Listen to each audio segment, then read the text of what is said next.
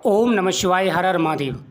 सत्य सनातन धर्म YouTube channel पर आप सभी का स्वागत है। आइए सुनते हैं सावन सोमवार की कथा। सावन का जो महीना है बहुत ही ज़्यादा पवित्र महीना है और सावन सोमवार की कथाओं का बहुत ज़्यादा लाभ प्राप्त होता है। सोमवार के दिन प्रातः काल स्नान करके स्वच्छ वस्त्र धारण करें। पूजा स्थान पर भगवान शिव और माता पार्वती का स्मरण करें। शिवलिंग पर जल, गंगाजल, दूध, दही, शहद, घी और शक्कर से अभिषेक करें। बेलपत्र, धतूरा, भांग, सफ़ेद पुष्प और फल भगवान को अर्पित करें।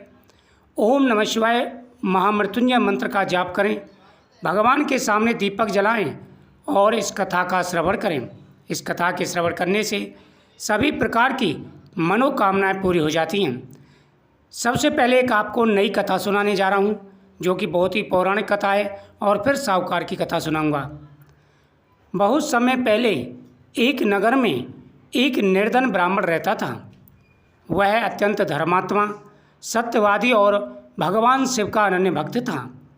उसकी एक पुत्री थी जो रूप, गुण और संस्कारों से संपन्न थी। पुत्री के विवाह की आयु हो गई थी, किंतु निर्धनता के कारण ब्राह्मण अत्यंत चिंतित रहा करता था। एक दिन भगवान शिव के परम भक्त महर्षि नारद उस नगर में आए। ब्राह्मण ने उनका आदर सत्कार किया। नारद जी ने उसकी चिंता का कारण पूछा। ब्राह्मण ने अपनी पुत्री के विवाह की चिंता बताई। नारद जी ने ध्यान लगाकर कहा, तुम्हारी पुत्री अत्यंत ही भाग्यशाली है, परंतु उसके भाग्य में अल्पायु पति का योग दिखाई देता है। यह सुनकर के ब्राह्मण और उसकी पुत्री दोनों दुखी हो गए। तब नारद जी बोले, यदि यह कन्या पूरी श्रद्धा से सावन के प्रत्येक सोमवार का व्रत रखे, भगवान शिव और माता पार्वती की पूजा करे, शिवलिंग पर जल, दूध, बेलपत्र, धतूरा और आग अर्पित करें तथा ओम नमः शिवाय मंत्र का जाप करें, तो भगवान शिव की कृपा से यह दोष दूर हो सकता है। कन्या ने उसी दिन से सावन सोमवार का व्रत आरंभ किया। वह प्रातः ब्रह्म मुहूर्त में उठती, स्नान करती, स्वच्छ वस्त्र धारण करती और पूरे दिन विधि विधान से शिवजी का पूजन करती। वह पूरे दिन व्रत रखती और सायंकाल शिव कथा सुनकर ही व्रत का पारण करती थी। कुछ समय बाद उसका विवाह एक योग्य और सद्गुणी युवक से हो गया था। विवाह के कुछ समय बाद वह दिन आया जब पति की आयु समाप्त होने का योग था। उसी दिन कन्या ने अत्यंत श्रद्धा और विश्वास के साथ भगवान का पूजन किया, सावन सोमवार का व्रत रखा।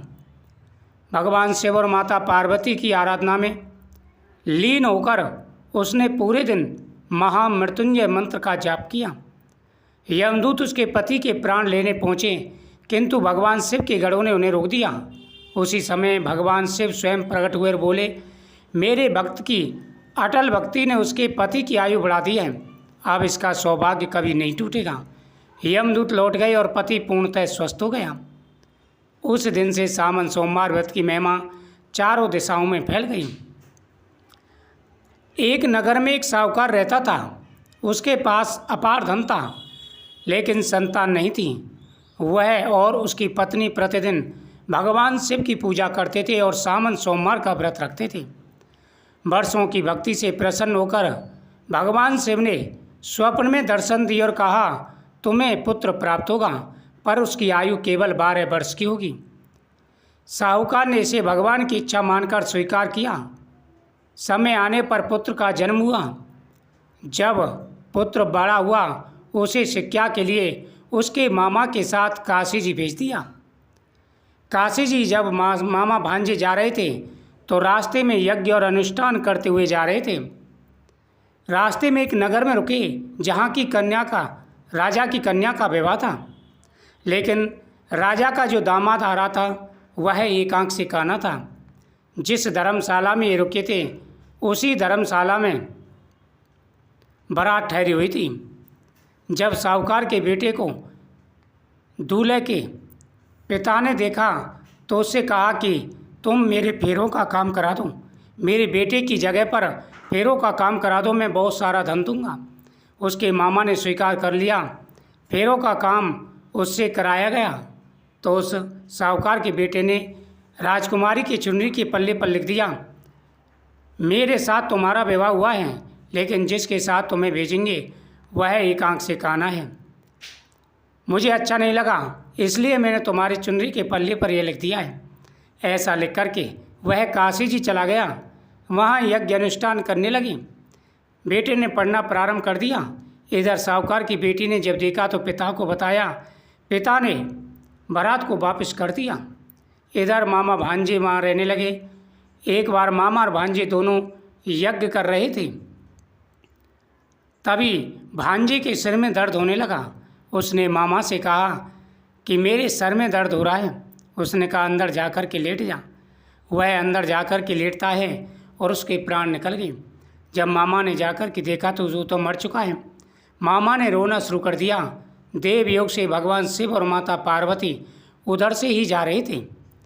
भगवान शिव और माता पार्वती ने उसको देखा और माता पार्वती ने भगवान शिव से कहा कि प्रभु, ये तो वही साहूकार का पुत्र है जो आपके आशीर्वाद से हुआ था। भगवान शिव ने कहा, इसकी आयु इतनी थी तो भोग चुका। उन्होंने कहा कि प्रभु, इसको और आयु दीजिए, नहीं तो इसका मामा और इसके माता पिता रो रो के मर जाएंगे। माता पार्वती के बार बार कहने पर भगवान शिव ने उसे लंबी आयु का आशीर्वाद दिया। इधर वह जीवित हो गया। मामा भांजे बड़े प्रसन्न हुए और वह वापस नगर के लिए चलने लगे। रास्ते में उसी नगरी में आकर के ठहरे जहाँ की राजा की कन्या से उनका विवाह हुआ था। वहाँ के नौकरों ने उनको पहचान लिया। राजा से जाकर के कही। राजा बड़ा प्रसन्न हुआ और खुशी खुशी उनको लेवाकर राजमहल ले गया। खूब खातिरदारी की। उसके बाद में उनको विदा किया। बहुत सारा धन दौलत देकर के विदा किया हुआ अपने नगर के निकट पहुँचे और खबर पहुँचवाई, लेकिन उसके पिता को विश्वास नहीं हुआ। जब स्वयं लड़का वहाँ पर पहुँचा तो पिता उसको देख कर के बड़ा प्रसन्न हुआ और बोला, बेटा ये सब कैसे हुआ? उसने कहा, ये सब महाकाल भोलेनाथ की कृपा है। मेरी तो मृत्यु हो गई थी, लेकिन भगवान भोलेनाथ ने अपने आशीर्वाद से मुझे दोबारा से जीवन दान दिया है। यह जब साहूकार ने सुना तो राजा तक बात पहुंची और सभी खुशी खुशी सावन सोमवार का व्रत रखने लगे। जो भी सच्चे मन से सावन सोमवार का व्रत रखते हैं वह भी अमर की तरह लंबी आयु पाते हैं और हर प्रकार की खुशियाँ उनके जीवन में आती हैं। तरक्की और कामयाबी उनको मिलती है। हर प्रकार के मनोरथ उनके पूरे हो जाते हैं। कृष्णाय वासुदेवाय हरे परमात्मने प्रणतः कलेशनाशाय गोविंदाय नमो नमः। तत्पुरुषाय विद्महे महादेवाय धीमहि तन्नो रुद्र प्रचोदयात्। भगवान शिव के इष्ट भगवान कृष्ण के मंत्रों का जाप करें और साथ ही साथ भगवान शिव के मंत्रों का जाप करें। आपकी प्रत्येक मनोकामना पूरी होगी। बहुत बड़ा दिन है। आपकी सभी मनोकामनाओं को पूरा करने वाला दिन है।